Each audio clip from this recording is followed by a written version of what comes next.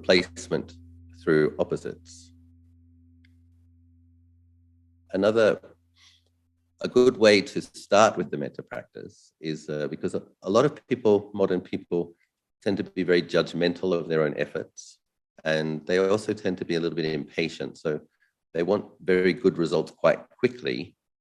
Put forth some effort, the good results don't come quite as fast as they would like. And then they start judging themselves and judging the effort. And it's an understandable habit, it's a normal habit, it's very common, but it doesn't help the situation.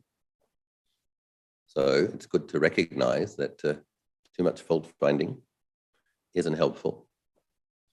And what is helpful, and I think a lot of practitioners tend to step over it because it seems too simple, or I think maybe a bit like self-indulgent. You're trying to realize not self, so you don't want to indulge this self.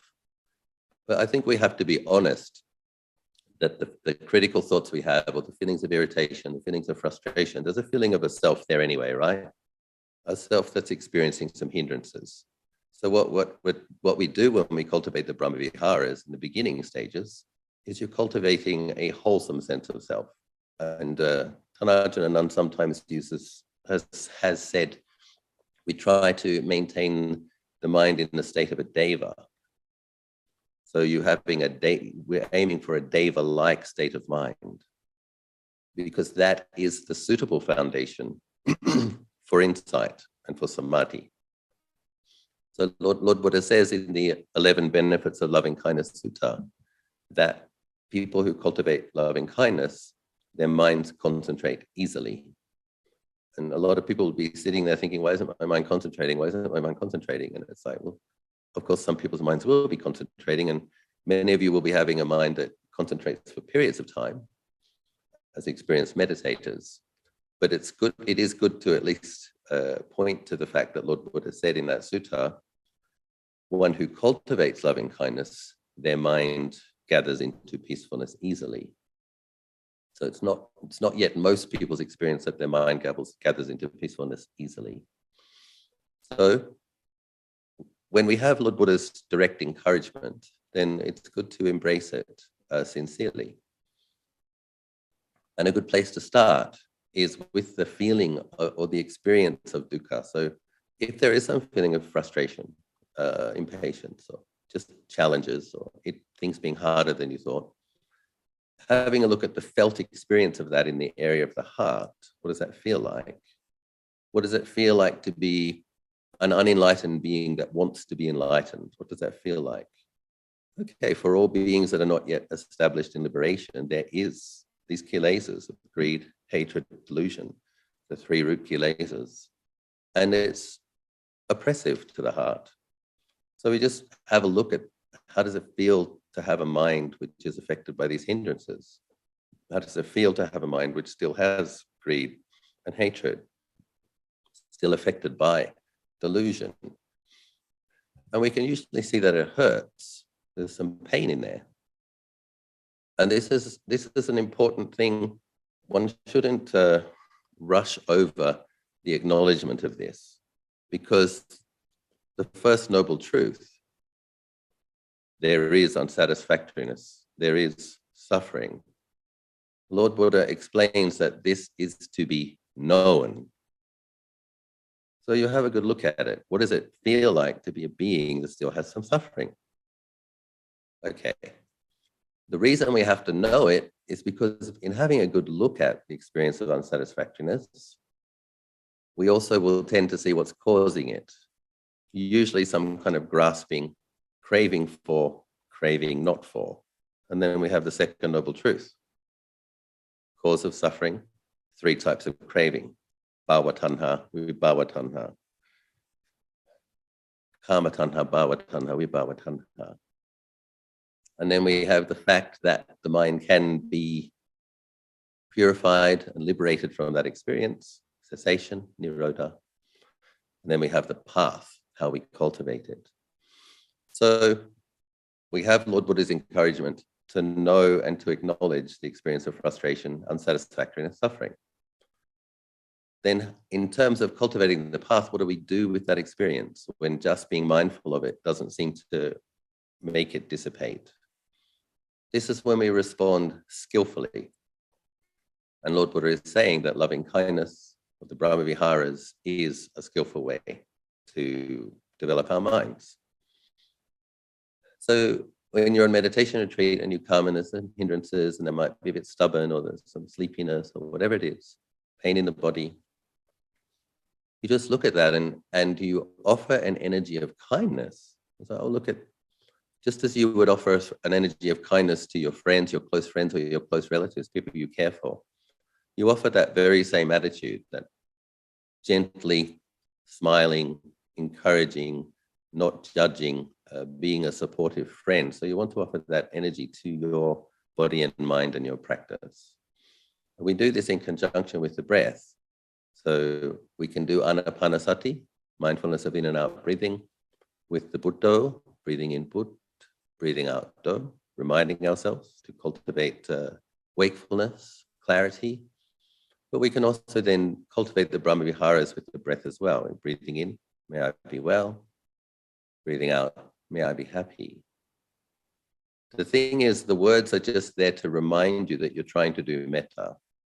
But what you're really trying to do is you're trying to open the heart with tenderness, with friendliness. You're being your own kalyana mitta, a wise spiritual friend who wishes yourself well.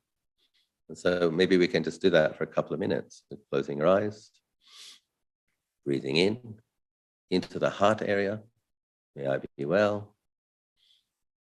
Breathing out, may I be happy.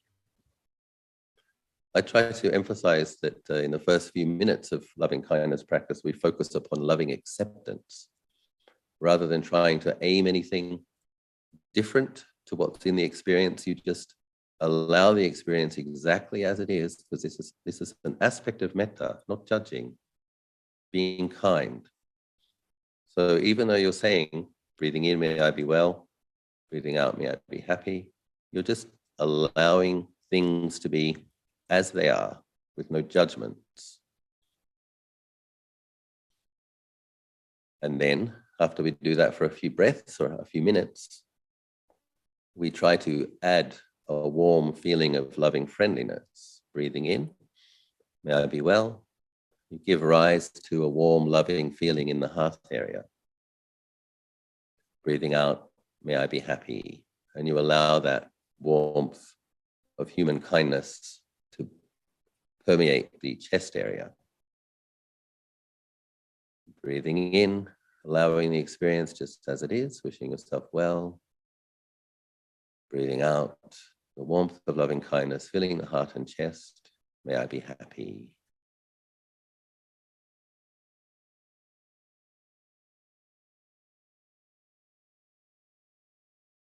When I was at Wat Mapjan many years ago, my second pansa, I was struggling a bit.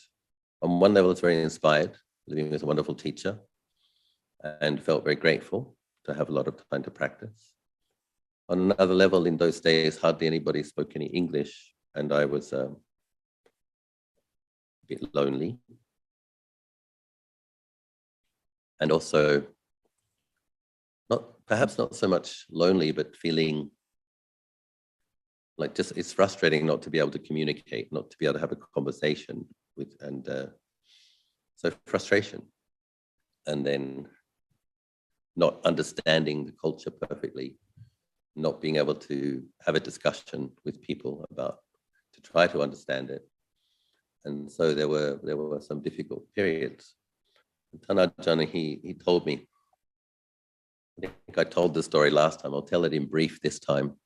It was chore times and I got very frustrated, and because couldn't understand that different cloths had different names on it. There was a cloth for the floor and a cloth for the tables and benches and a cloth for the Buddha and a cloth for all these different things. And it was written in Thai, and I couldn't understand it. And the Thai monks got fed up with having to tell me every day what cloth was for what thing. And it was going on for a long time. And I got into a bit of a huff, and I thought, okay, I don't want to have a cup of tea today. In the old days, we used to have a cup of tea together at 4:30. And I was walking up the hill. And when I was walking up the hill, in those days, what I've done was much smaller. The boat wasn't built and the jetty wasn't built. And, anyway, Ajahn Anan was waiting in the middle of the road, and it was just him there, interestingly enough. And I fell to my knees and I said, "Lompo, when will it ever get any better?" And he looked at me and he says, not what I wanted to hear. He looked at me and he says, "In 5 years, it'll be a little bit better." Then that was the perfect teaching. It was also perfectly frustrating because I wanted to be enlightened by the end of the week, or at the latest, the end of the month. And so Tan Ajahn was saying, 5 years, little bit better. And I'm like, no, wrong answer. But then he says to me, "Ajahn Achalo, what you're experiencing," because part of the frustration was that for periods the mind would get very peaceful and there were some special experiences, I'd get very inspired. So then I'd keep up a high level of effort, but then the mind would get brittle and feel too forced and then get grumpy. And Tan Ajahn Anan explained to me, he says, "You're actually trying too hard." And it's like there's this bucket of water and there's this dirt and this silt at the bottom of the water, and you're hitting it with a stick. And when you hit it with a stick, it causes this mud and this silt to come up and it makes the water murky. It says, you have to stop trying so hard. But the thing about trying that hard is it was getting some good results sometimes. Some nice samadhi, some nice visions, some interesting dreams, etc. But Tan Ajahn said, what you need to do is practice loving kindness for the first 5 to 10 minutes of every meditation sit, especially for yourself first. And then interestingly enough, he said, then spread metta to your teachers. The reason I say interesting is because they didn't really need it. My teachers were established on the other shore. They had access to jhana samadhi on one in-breath, whatever. They didn't need my metta, struggling young monk. But you can see why it's like a tuning fork. You're trying to learn how to play an instrument. And so when you think of the teacher who you love, who has a lot of metta, your mind inclines to having more metta. The Dhammapada says the mind becomes like what it attends to. The mind becomes like what it thinks of. So you spread loving kindness to yourself, then you think of your teachers, your favorite teachers, and you wholeheartedly, sincerely spread loving kindness to them, and then you spread a bit more loving kindness to yourself, and then you move on. You do have to move on from that stage, but you can't skip over that stage. It's absolutely fundamentally important that you have to have loving kindness in the middle of your mind-body phenomenon. If you don't have it there, how are you going to radiate it out to all beings, or even a few beings? You have to be able to hold it in your heart. So you shouldn't think it's self-indulgent or vain. You should understand it as an absolute necessary stage that we all have to cultivate. From there, we train ourselves to include more beings for whom it's easy to have loving kindness for, larger numbers of beings for whom we might normally feel neutral towards, and then finally for the difficult beings, or beings that you might consider in the past to have been enemies, or people who wished you harm. And then beyond that, all beings everywhere. So when you do that, when you learn to cultivate metta for this one conventional being in the middle of the experience, to many beings, to all beings in this world, to all beings in all worlds, what happens is your sense of self becomes much more subtle, much more wholesome, much more spacious. And then it's time to look at the in-breath and the out-breath, and you find that the mind is already peaceful and contented and happy to be with the experience of breathing. So this is a truly, truly valuable practice in that it does make that contraction, that habitual contraction of liking and disliking, it expands it and it makes it more spacious. It makes the mind more capable of reflecting. And then the other good news is it does produce vast amounts of merit. Lord Buddha, in the suttas, he explains that there was one life where he spent, I think it was 7 years, cultivating loving kindness, understanding that the bodhisattva the Bodhisattva, when he was practicing metta, is a lot of metta. And when he says he cultivated it for 7 years, he was probably in metta jhana a lot of that time. But he got reborn as Indra, king of the Devas, for many, many, many lives. And he says he knew of no condition more conducive to heavenly rebirth than the practice of loving kindness. So it's just another kind of affirming statement. This practice produces great merits. It makes the mind deva-like. And then the deva, the happy and contented state, the mind is more happy to collect or focus on meditation objects. And that makes insight more possible when you do your body contemplation or your contemplation of death, or see the body as elements, etc. Or even if you, once you have a somewhat contented and peaceful mind, then you just really pay attention to the way feelings arise, stay for some time and cease, arise, stay for some time and cease. But we need a certain amount of settledness, a certain amount of spaciousness to be able to do that. And the metta practice really helps. So I had one monk friend, I won't mention his name, but when he was a junior monk, he had so much aversion to another monk, he actually found himself thinking of killing the monk. The good news is, you don't think that, do you? When you're putting food in the monk's bowls, you're not thinking this monk's thinking of killing another monk. But when you put on a robe, you don't instantly become an arahant, right? It is a bit of a process. And so, we all have bad days, particularly in the early years. But that monk recognized the power of anger and of hatred, and he was really shocked. And so he made a concerted effort. Okay, I better cultivate metta. I need to. I had no idea the level of anger in my mind could be so hot and powerful. And he did cultivate metta, and he found the results to be so transformative that he now has a monastery. And the word metta is in the name of the monastery, but I'm not going to tell you the whole name because I'm not going to out him completely. He's a friend of mine. So another practice I wanted to talk about today in particular, because it's an aspect of the metta practice, is the practice of forgiveness. So we practice materially giving, that's dana, giving of material things. We also practice giving of our time and talent sometimes, offering service.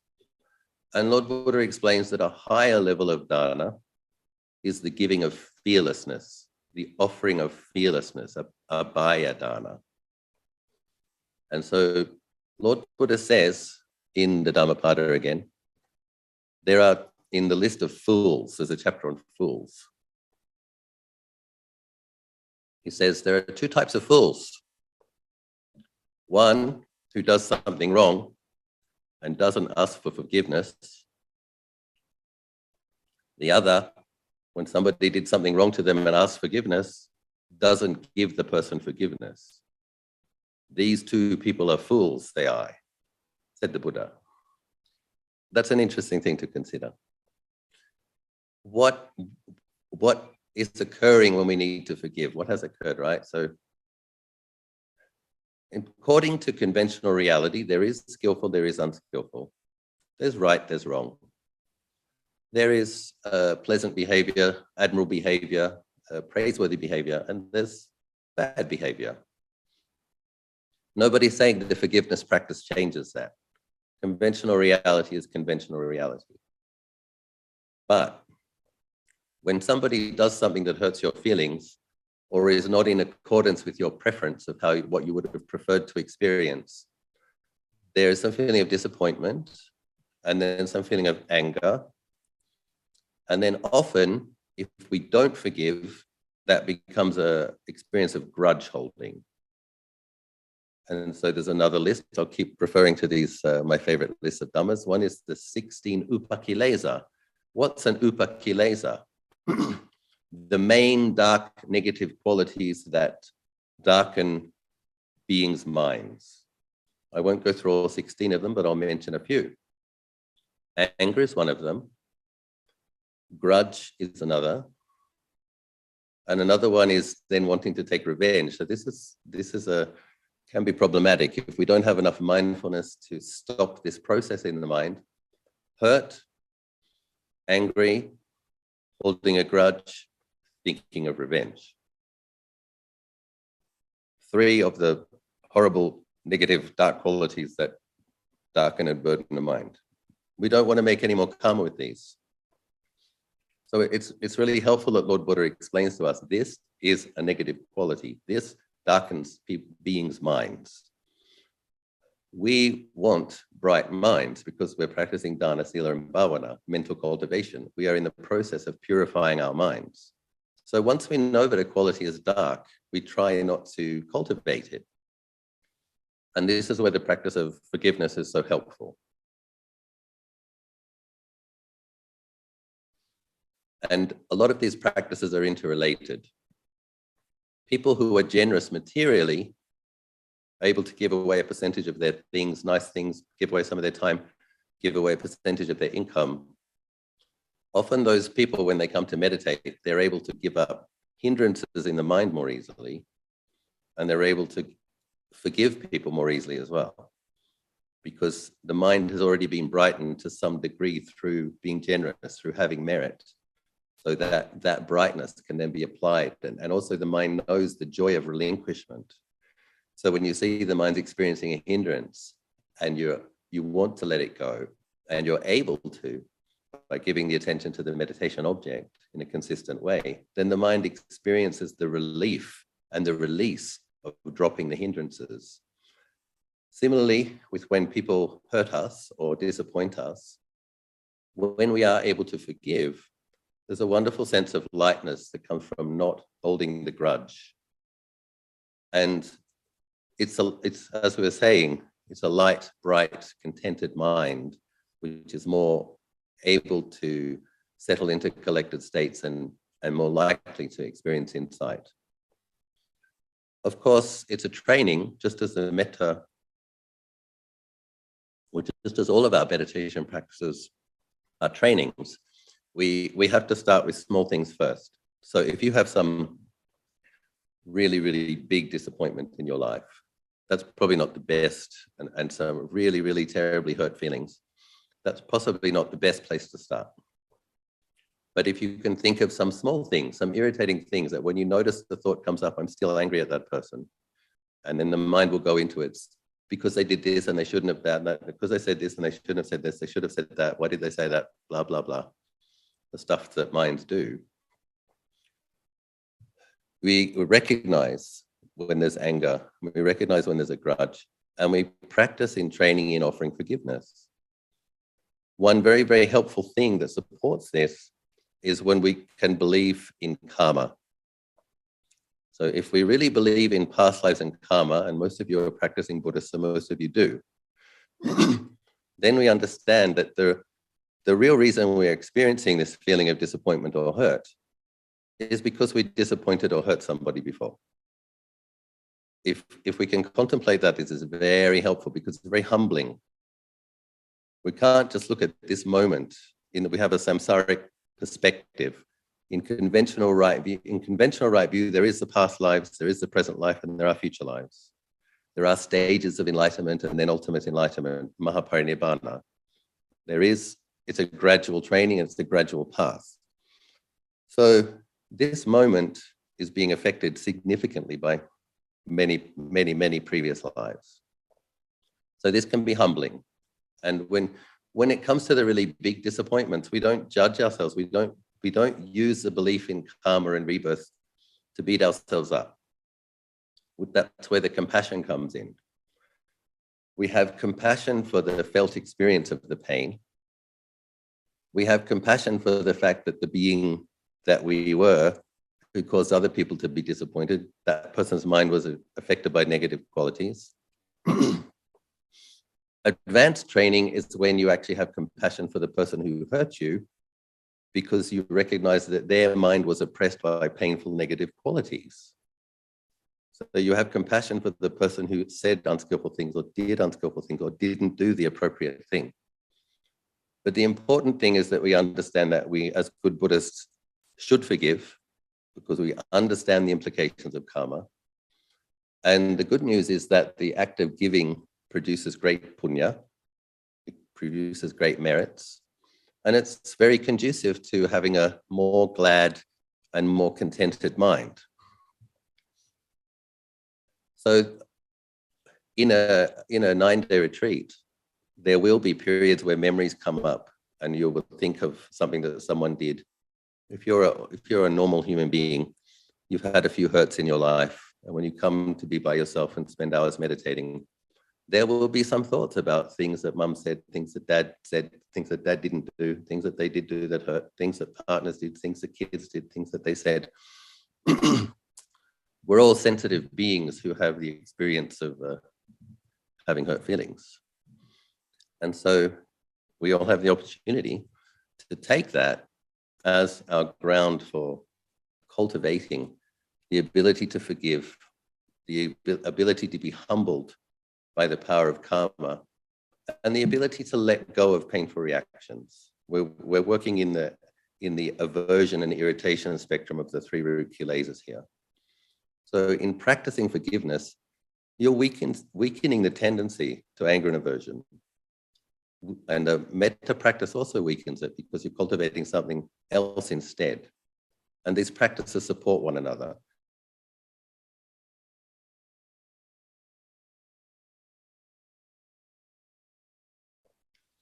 And with regards to the really big disappointments in life, you can hold it in your awareness and you can say to yourself, I will forgive this, because intention is very powerful. I will forgive this entirely. And like I said, it can be a gradual thing. It might take quite a lot of reflection. It might take quite a lot of metta practice. And you can even experiment. Like one thing I suggested in a recent talk was a really big disappointment in life and holding on to a grudge. You can kind of have a conversation with that grudge and say, okay, I forgive this person 20%. I forgive them 20%. Why 20%? It's like you've got a fist, right? Angry fist holding on. Okay, you release one finger. I'm holding onto this grudge with just my thumb and my 3 fingers now. I've begun to let it go. I'm not holding onto it so tightly. And then you will, even in doing that, I think you will experience what it feels like to have a mind less oppressed with grudge and anger. And then you set the intention, when I can, I will forgive this person, this experience completely.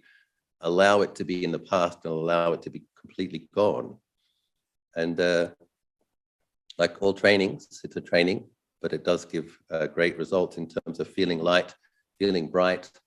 And in part of Buddhist training is to practice dying before we die, or preparing ourselves to have a peaceful death. And so clearing out various grudges is an important part of that. We don't want, it might feel really kind of engaging, interesting to hold on to a grudge and go through all the reasons why someone should have done something that they didn't do, or shouldn't have done the thing that should have done it differently, or why you're right and why they're wrong. But at the moment of death, you have to ask yourself, the moment that I'm dying, does this matter? And you can also ask yourself, if you died right now, where do you think you'll be born?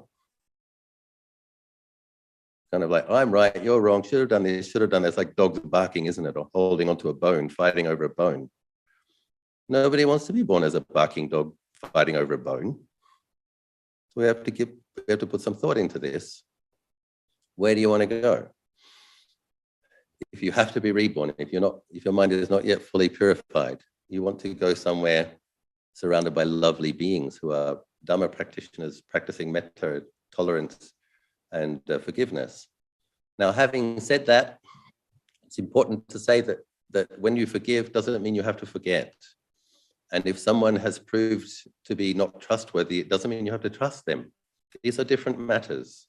You know if somebody is a skillful or an unskillful person. You know if a situation is harmful or helpful. You have healthy boundaries. That's your metta practice for yourself and for the other person. Don't let them make bad karma unnecessarily.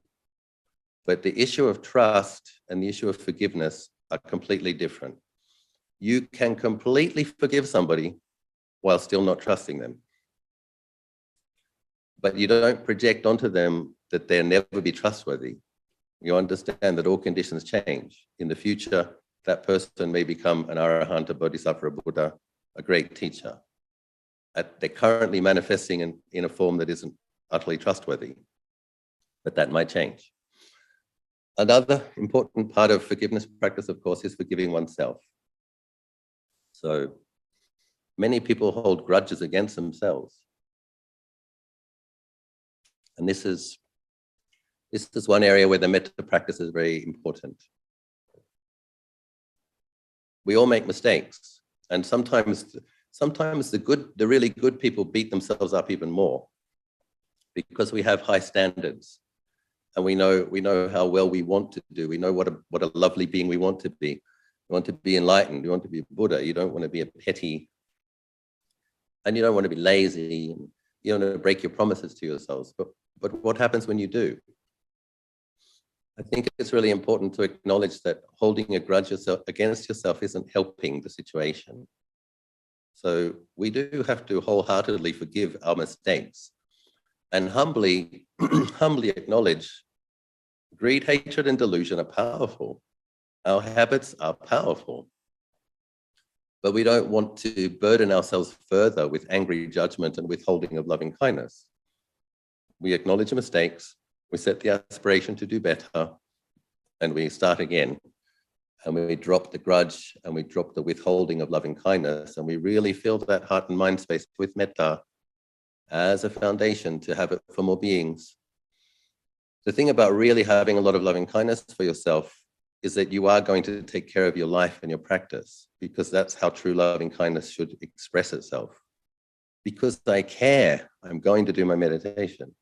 Because I care, I'm not going to waste too much time on social media. Because I care, I'll do the retreat. Because I care for myself, I'll do it, I'll do the pilgrimage. So we really need to get that metta powerful. And we really need it to be translating as a commitment to our practice and our disciplines. Sometimes in the Mahayana tradition, they have these repentance pujas. And there's things that you can do. I have a good friend, Ajahn Achalo. He's coming to Wat Mapchan in a couple of days, I think, or maybe even today. And he's going to be doing 10,000 full-length prostrations in the Tibetan style in Bodh Gaya next month. Part of it is to express his love, respect, gratitude to the Buddha. And part of it is a little bit of an acknowledgement that when we were practicing in Bodh Gaya a few years ago, I sat for meditation for 3,000 hours under the Bodhi tree. I asked Ajahn Achalo to please sit the last 1,000 of those 3,000 hours with me, which he did do. I was very grateful to have a friend.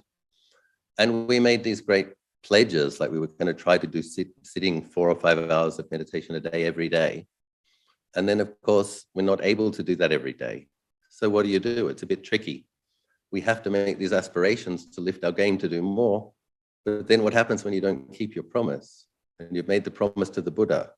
So one of the things you can't just say, okay, well, I forgive myself, but it's irritating. It impinges on consciousness. I really wish I'd kept that, kept it on many, many days, but not every day. And so one of the things you can do is you do some kind of gesture of repentance. Again, it's not self-flagellation, it's not whipping. It's just doing, it's not whipping your own back. It's just doing something, acknowledging, okay, I'm going to make a gesture of making up for it by doing something very sincerely for a period of time. And that can be a process of forgiving yourself and a process of training oneself to make more effort and to keep one's commitments. So I've probably said enough. I think I did say that I was going to be willing to take a question or two. I do hope something that I said about loving kindness and forgiveness, weakening and uprooting dark qualities and training in establishing bright qualities of mind have been helpful to some of you. I rejoice in your practice, and I hope you get great results in the present, future, in your path to liberation. May you be well, may you be happy, may you be free from suffering.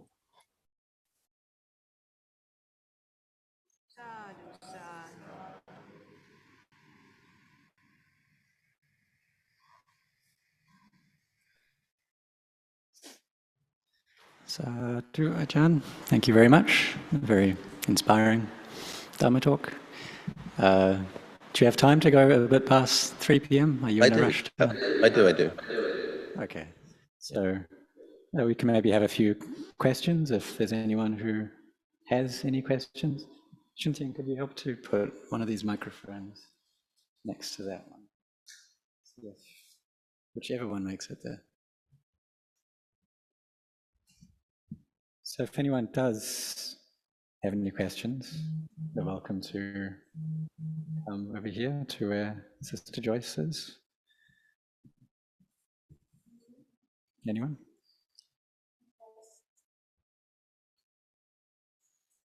Right. Okay.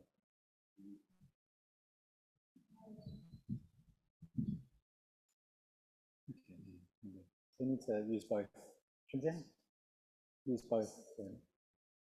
Because that one comes through Zoom, this one goes through. Ajahn, good afternoon. Yeah, Ajahn, good afternoon. Thank you for your inspiring speech.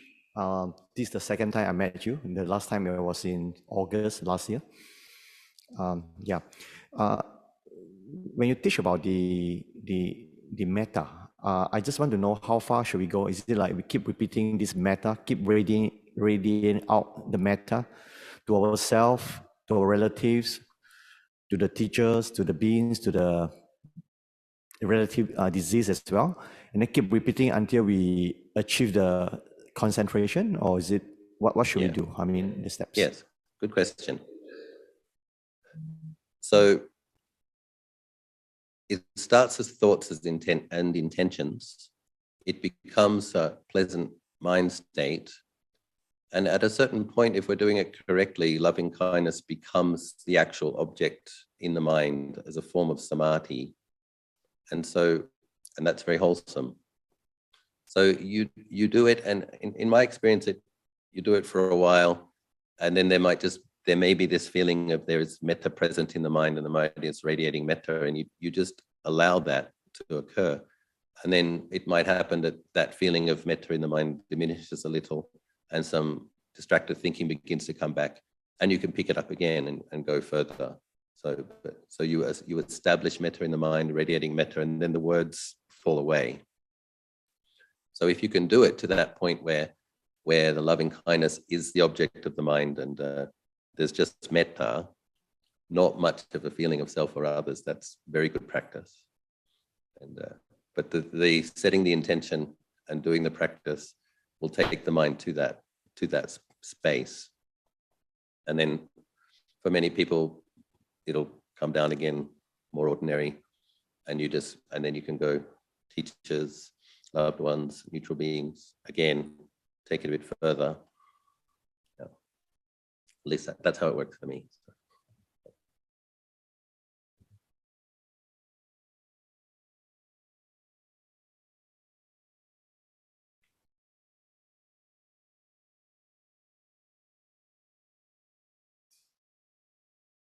Someone on the live stream had a question. Not sure if you can take that. You can write your question in the chat if you like.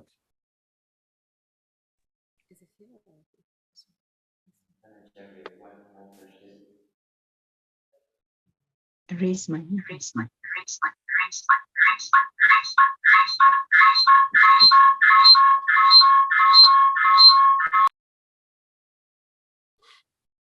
That's not working. Please write your question. Write your question in the chat box. Yeah.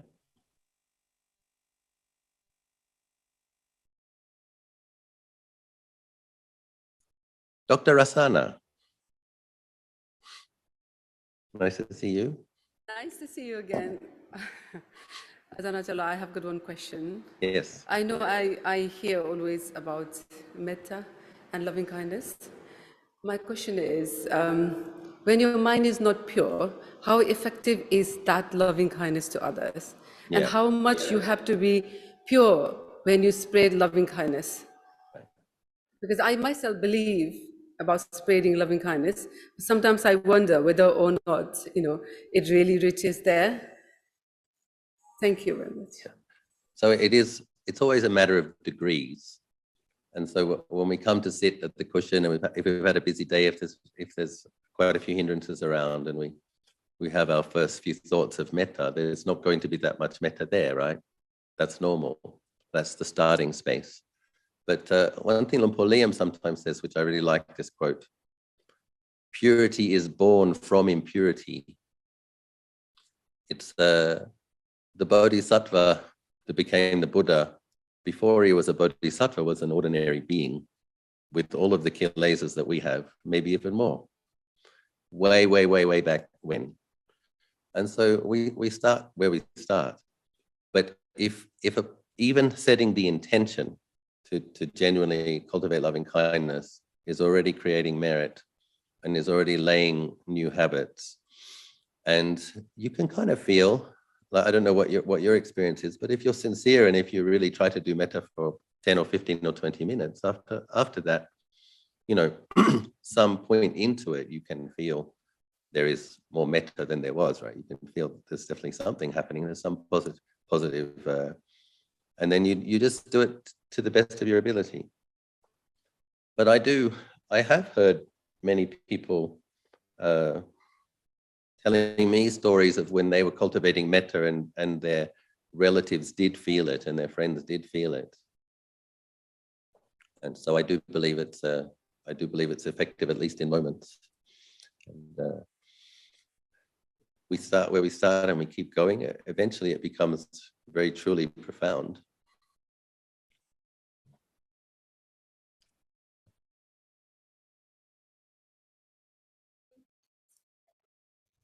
Do you have one more question? This gentleman.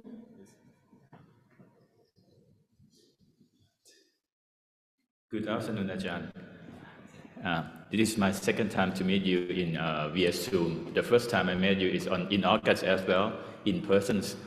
I think we have more or less difficulty to create loving kindness. When for myself, when I meet the difficult persons, I mean, very close to me, some of my relatives, even in my family, who try to discourage you, to make you angry. They are difficult persons, untouchable.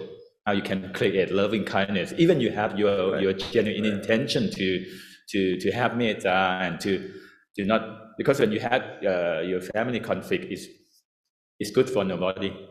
It hurts us, it hurts the family. Yes. Thanks.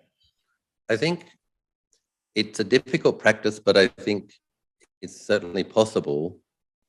We have to train ourselves to look past appearances, looking at a person's face and looking at their body and kind of look in their heart area.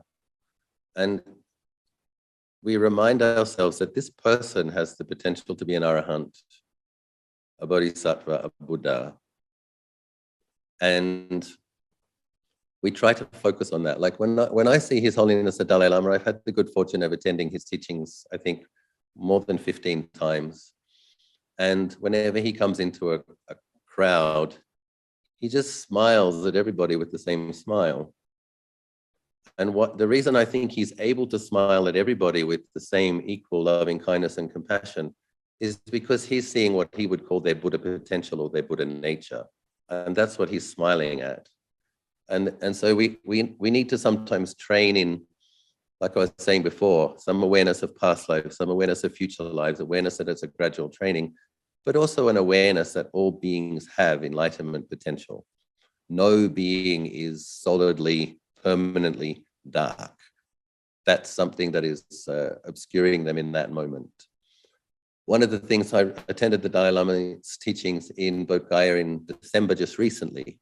And he said, one of the things he said during his teachings was, when a person is very affected by negativity, he instantly has more compassion for them because he sees that they're suffering more. And so this is this thing about training and recollecting your potential, others' potential, training and having compassion, seeing that a negative person is suffering in that moment. But the tendency tends to be like what they're saying and how that makes me feel. When we cultivate more metta, we understand that when they're saying the negative things to us, in that moment, they themselves are suffering. And we try to have compassion for that. So we have to train ourselves to keep expanding consciousness, keep expanding our view, to be less contracted. And yes, it is difficult. But when we when we do the work on the sitting cushion and we train, like Ajahn Anan said, yourself first, then your teachers, those for who it's easy to have loving kindness for, and then we move on to the more difficult ones. But if you've trained in being able to establish and then radiate loving kindness, then it does become possible. At the very least, when you're in their presence, if you have an experience of suffering, these difficult people, you radiate loving kindness to yourself through that experience. Nobody needs to know. You're sitting there and you're just saying, may I be well, may I be happy, may I be well, may I be happy. And you don't argue with them. If they're saying something unskillful and you're aware that if I get into a discussion, it's going to be contentious, you just don't do it. Noble silence, smile, breathing in, may I be well, breathing out, may I be happy. This too will pass, this too will pass. So there's various things we can do. Sometimes we have to have discussions, sometimes we have to have some conflict, but we do our best. I do believe that doing the minutes and the hours on the sitting cushions, we do bring it more and more into our life if we're consistent with it. So the metta muscles get stronger and the ability to not react becomes more normal.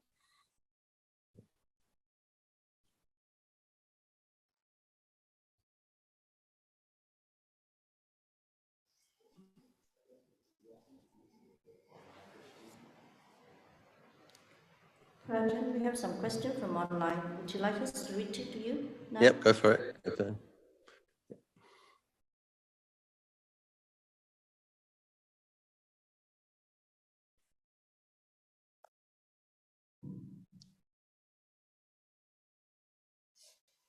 Christine Lim.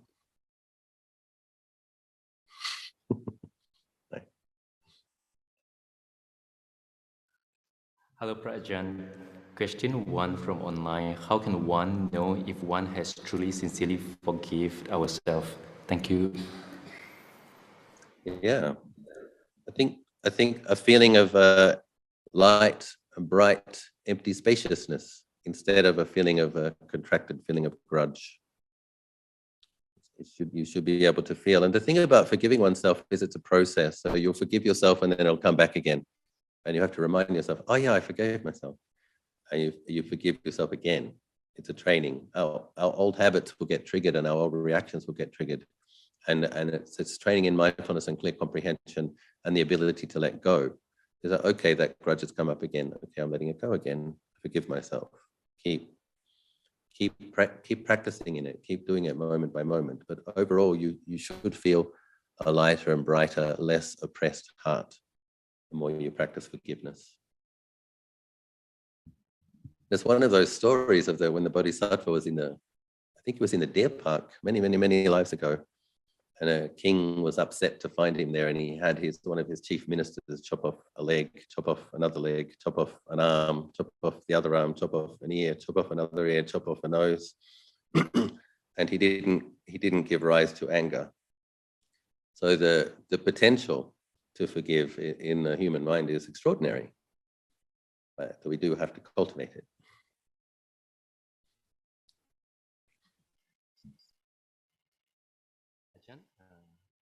Ajahn, we have another 4 questions. Yeah, question 2. Can Ajahn please elaborate more on using gesture to forgive ourselves? The last part of your Dhamma talk today. Thank you very much.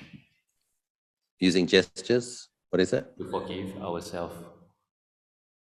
Well, I think just reflecting on the fact that holding on to a grudge against yourself doesn't help the situation. You don't make a negative situation more positive by adding more negativity to it. We just need to apply the logic, the mindfulness and clear comprehension. Yeah, we made a mistake, or yeah, we're disappointed with ourselves. And adding judgment, heavy judgment, aversion to this doesn't help the situation. Go and chant the Anatta Lakkhana Sutta, right? Make the sense of self less contracted. And the eyes are not self, the ears are not self, the nose are not self, the body is not self, the thoughts are not self, it's all not self. It's okay. make it a bit more spacious. We understand that wisdom perspective, and then don't make it a self by holding on to a grudge against it. Don't affirm that it is a self that you need to aim anger towards. Contemplate the fact that ultimately it's not self. Contemplate that a negative mind state added to a negative mind state doesn't help the situation. It isn't purifying the mind.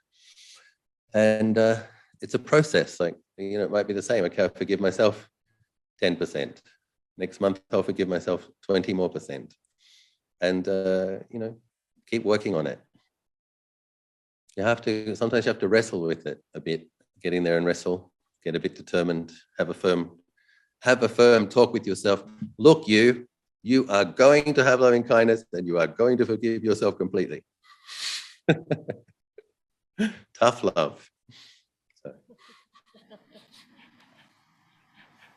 Thank you, Prajan. Prajan, question 3. Hello, Ajahn. I have a question about generating metta for our teachers. Maybe include teachers who have passed away and celestial bodhisattva and Buddha. Yes. Thank you. Yes. Well, the Buddha says that his teaching is not nihilism. That beings who attain to nibbana and are established in nibbana, they didn't become nothing. So you can still radiate loving kindness to these examples of liberated beings and well-practicing beings. And yes, it's a very good thing to do. A very consciousness expanding. It's like combining metta with Buddhanusati and Devanusati and Sanghanusati. And it's like recollecting the qualities of the Buddha and the Dhamma and the Sangha at the same time. A lot of these practices have some crossover. But it's a good thing to do to get the metta really flowing. But then we do have to include the neutral beings and the difficult beings as well. It's very easy to have metta for a being with boundless metta. But it's a good practice though.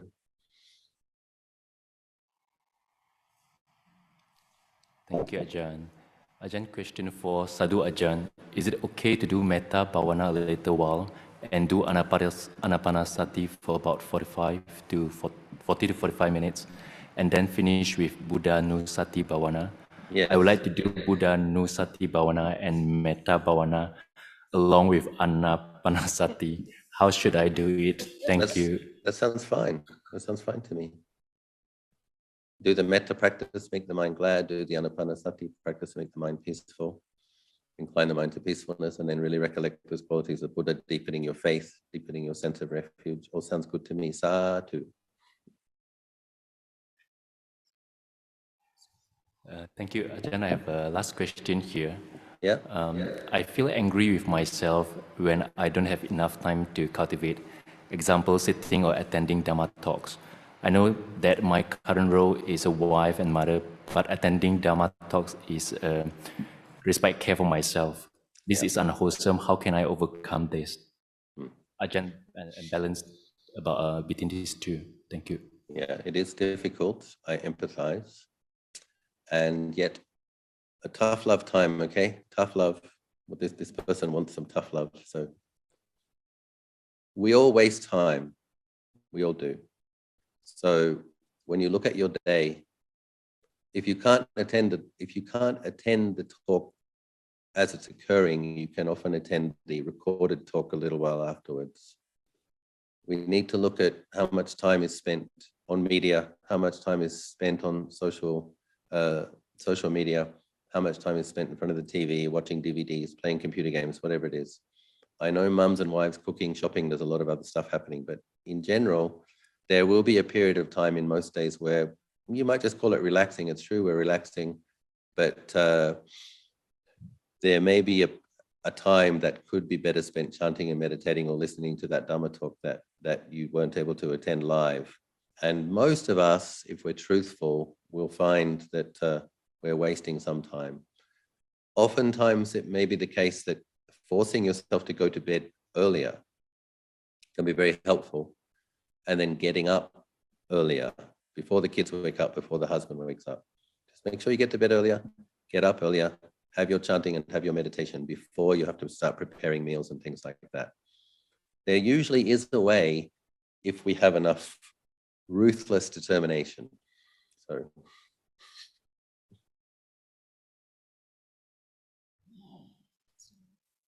the rest you were asking to or loving kindness inspired determination. That's the focus of today's talk. Rajan, the rest of the questions you asked her to go through our Zoom Yes. session. Otherwise, they won't forgive me for making them sit on the floor for too long.